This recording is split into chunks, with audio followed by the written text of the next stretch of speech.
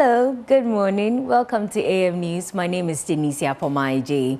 In our very first story, the former Member of Parliament for the Abura Asebu Kwamankese constituency and Central Regional Liaison for Dr. Bawumia's campaign team, Elvis Morris Donko, has called for unity within the NPP as the party positions itself for the 2028 general elections. Referencing Dr. Bawumia's 37% performance in the Central region, Mr. Donko said the NPP's newly elected flag bearer has strong policy initiatives which, with the full backing of party members, could propel him to the presidency. Former Vice President Dr. Bawumia has become the NPP's flag bearer for the second time after winning 56.48% in the just-ended NPP presidential primary. In the Central region, Dr. Bawumia secured wins in 8 out of the region's 23 constituencies.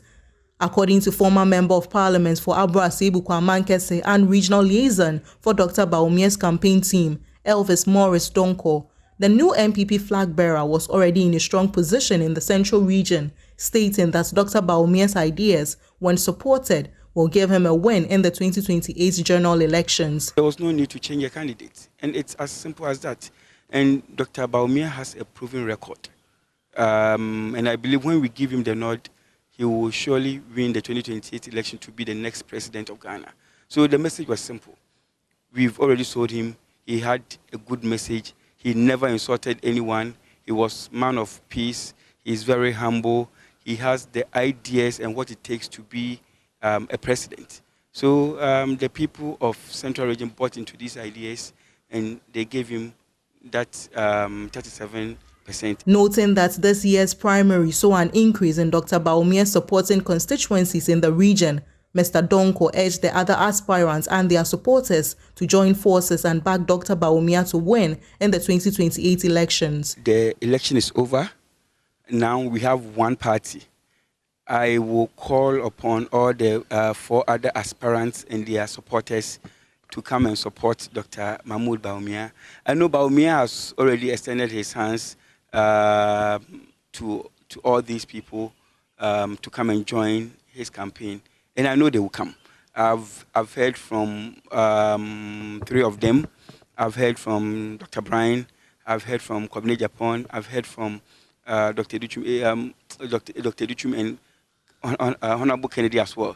And they've all expressed their preparedness in supporting Dr. Bawumia to win the 2028 election. At times, it's not even the people who contested themselves. It's their supporters. So I am pleading with every good supporter and every good MPP member to come on board for us to persecute the 2028 campaign to win for Dr. Bawumia and also for MPP. I know Dr. Bawumia can win. From Abura Asebu Kwamankese, Abigail Lesol Nkrumah reports for Joy News. From the Central region, let me bring you to the Greater Accra region, where the Accra Metropolitan Assembly yesterday carried out a major decongestion exercise in the Central Business District, targeting traders operating on pavements, alleyways, and other unauthorized spaces in Kimbu. Now, the operation followed the expiration of a January 31 deadline earlier given to the traders to vacate prohibited areas within the city, with the AMA saying similar exercises will be extended to other parts of the Central Business District as enforcement is intensified in the coming days. Michelle Lati joined the decongestion exercise and filed this report. Day 2 of the AMA's decongestion exercise in the Central Business District saw task force members clearing traders operating on pavements, alleyways, and other unauthorized spaces along the Kimbu-Tudu stretch. Some traders who failed to comply with earlier directives had their goods seized as enforcement intensified across the area. Addressing the media, the Accra Mayor, Michael Alote, said the Assembly will strictly enforce city regulations as part of efforts to restore order within Accra's busiest commercial zones. This is day 2 of the decongestion. We started it last year. I said it wasn't a 9-day wonder. You can see that what I said was true. We are back, and now we are able to have the pavement for the people to walk. Even some of the people have forgotten that there's a pavement for them to walk because they've been passing on the street all the time. But I can promise you and assure you that this time we will enforce the laws, we'll make the law work. Meanwhile, a visit by the mayor and his team to the Salaga Market project showed the facility nearing its roofing stage. He assured that work will continue to ensure the market is ready by the end of March to accommodate traders. As I'm talking to you, we went to the Salaga Market. I want people to see we are not just doing the congestion, but we are building the market as we promised. So work is ongoing at the market. That when we finish the market, we'll move some of the women which are behind the red lines. We'll move them back to the market. For so far, so good.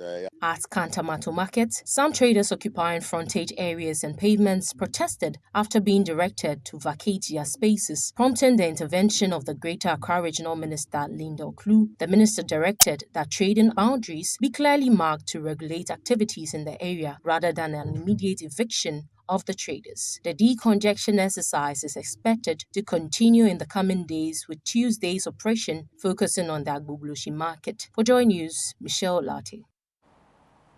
And to some other stories, the embattled Chief Executive Officer of Men's Gold Ghana, Nana Apia Mensah, popularly known as Nam1, has told an Accra High Court that he was properly authorized to operate as a gold buying company.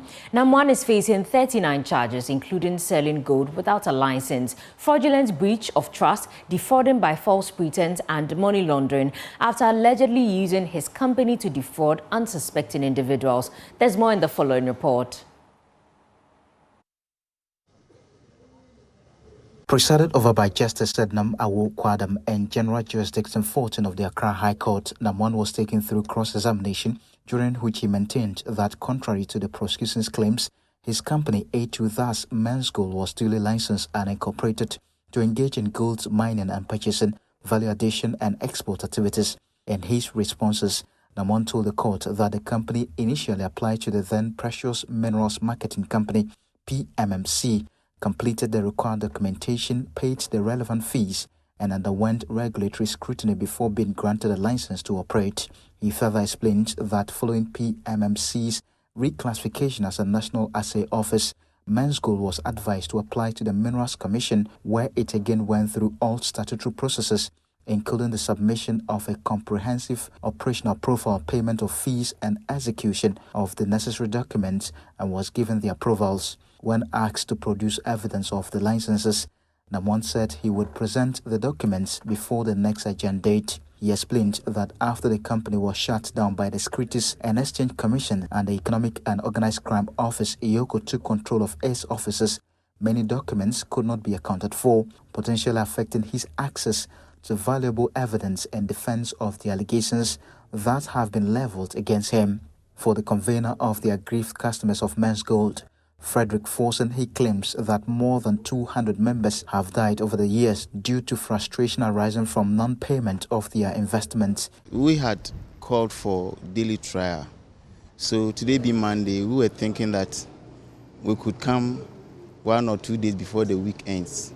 But we don't know the diary of the courts and that of the lawyers. And so I think that's the scheduled date, and we will abide by it. Just that we want to use the medium to appeal to the courts that we should resume that daily trial before the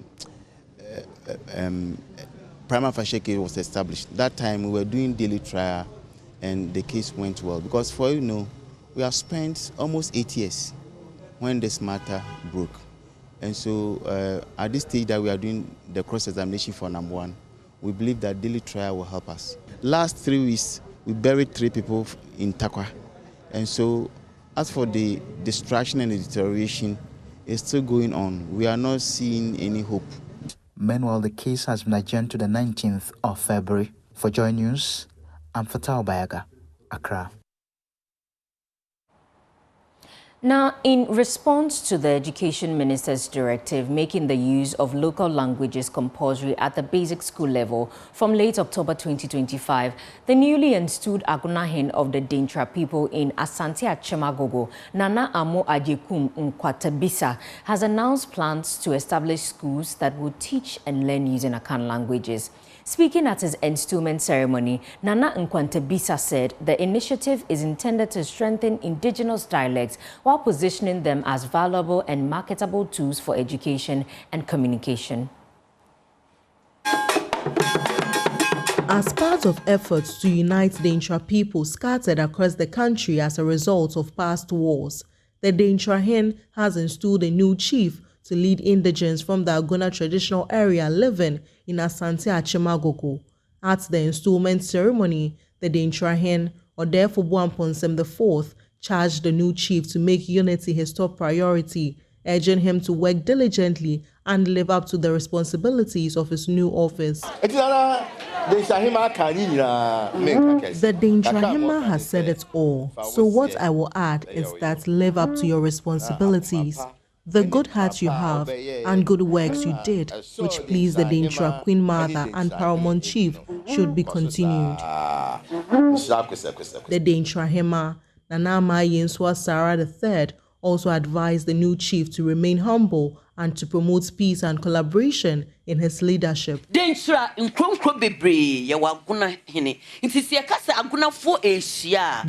is made up of many towns.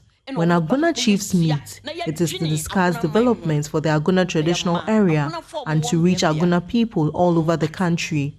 The respect you accord to your superiors should remain.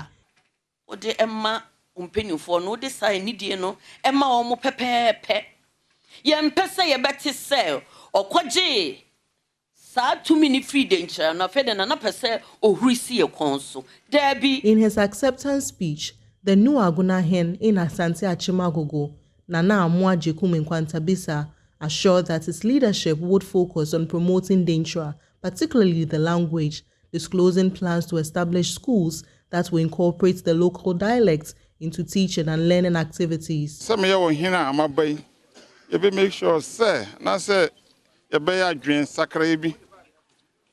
As a new chief, I will make sure that change happens. Dintra is the foundation of Akan culture and tradition. We will ensure that our Akan languages will be strengthened. I have discussed plans with the Dintra Hen to establish schools in future that will educate and train our children in our language. The Westerners may have changed our local dialect, but we will restore it. I urge our children to respect our traditional authorities. What I will also advise the people of Dintra is to hold our chiefs in high regard. From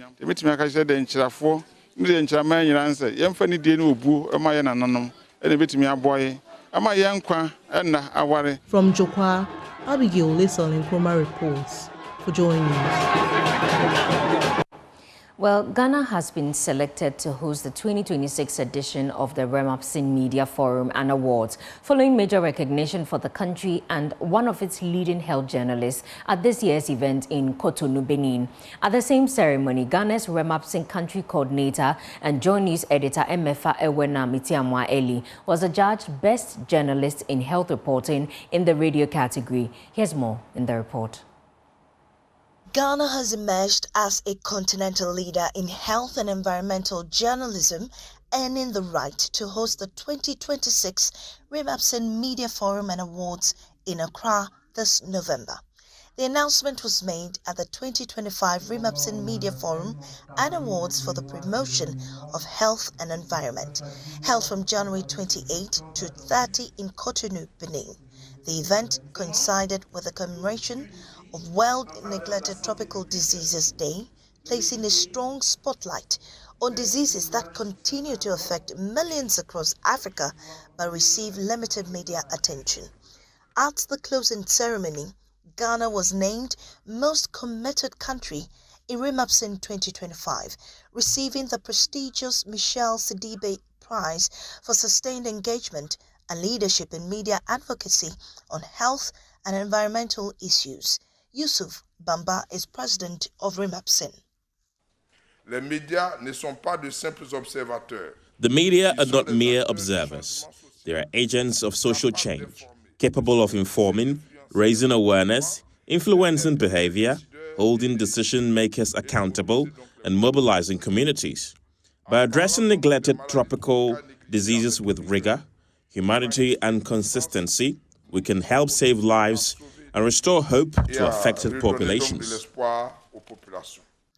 Benin formally handed over the baton to the Ghanaian delegation, led by the country coordinator Emefa Etiamwa Eli.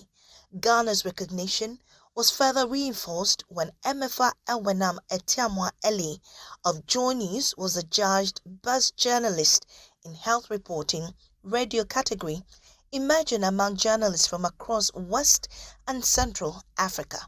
She also reaffirmed Joy News' and Remapsen Ghana's commitment to sustain reporting on health and environmental issues, particularly those affecting vulnerable communities. For me, this award means staying true to the social contract of journalism. And for Remapsen Ghana, the multimedia group that I represent, it is a call for us to stay committed to telling stories that bring hope and make people feel dignified in society. African Union Special Envoy for the African Medicines Agency and Global Health Advocate, Dr. Michelle Sidibe, underscored the indispensable role of journalism in public health systems. The two-day forum featured high-level discussions on NTD advocacy, climate health linkages, resource mobilization, and cross-border media collaboration, with support from partners including the Gates Foundation, WHO, Speak Up Africa, and others.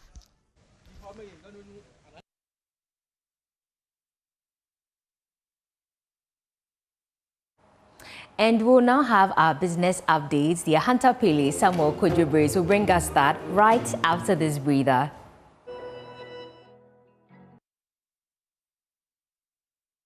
Let's do business updates now by starting with the currency market.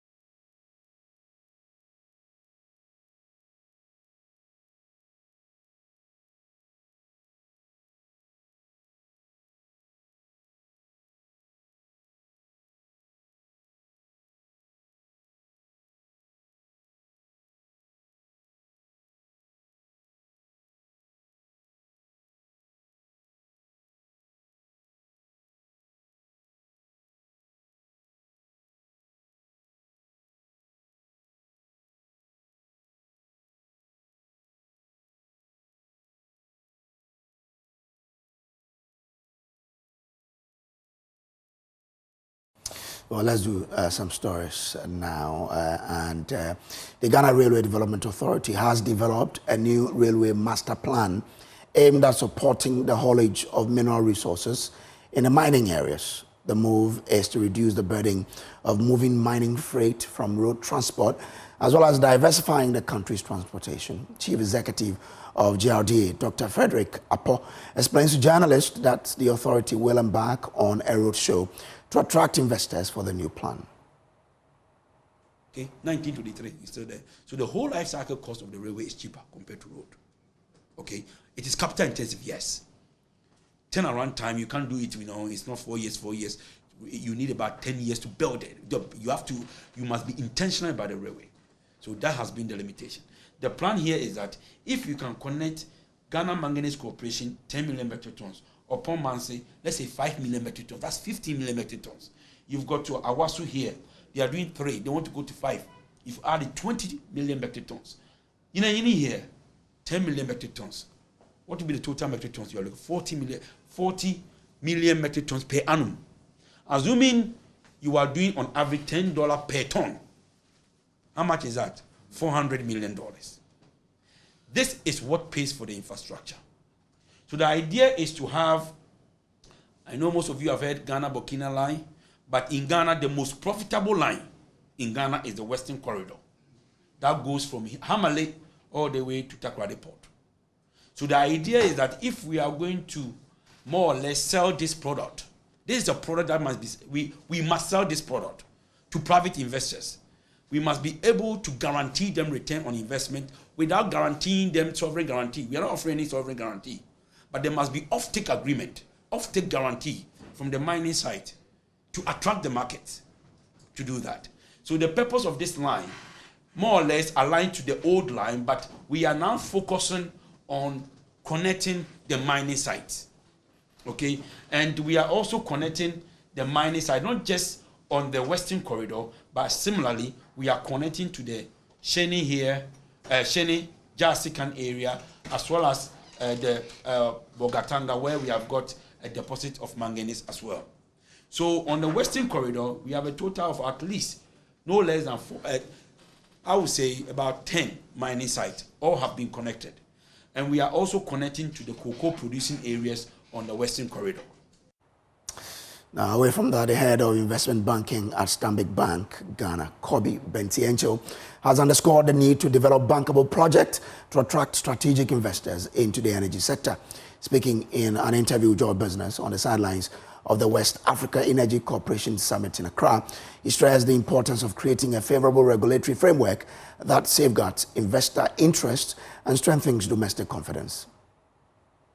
That there is a regulatory or legal framework that protects investors' rights, that investors will have access to information when they need it, that the business idea or the project can generate cash flows, because that's what pays back the investment.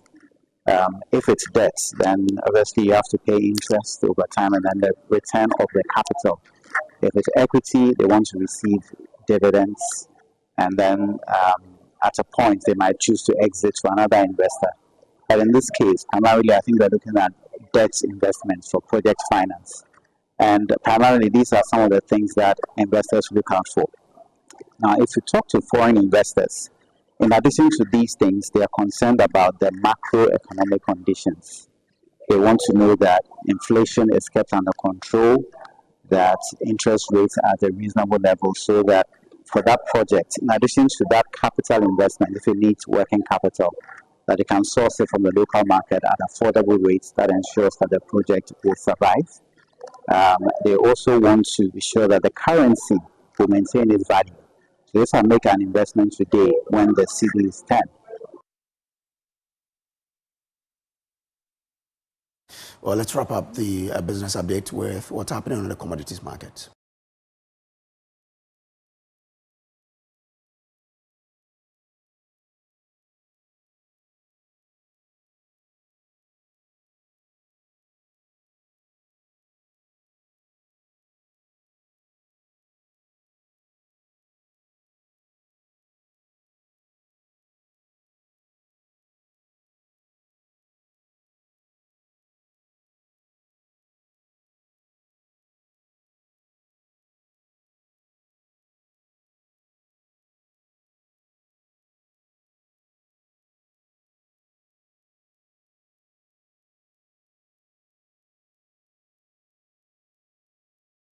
All right, that's all in business update. Back to you, Denisia. Thank you, Samuel Kujubrace. And that's it for AM News. Please, if you want more news, myjoyonline.com is the place you should subscribe to. My name is Denisia Pomaeje. Enjoy the rest of the show. Sports is up next.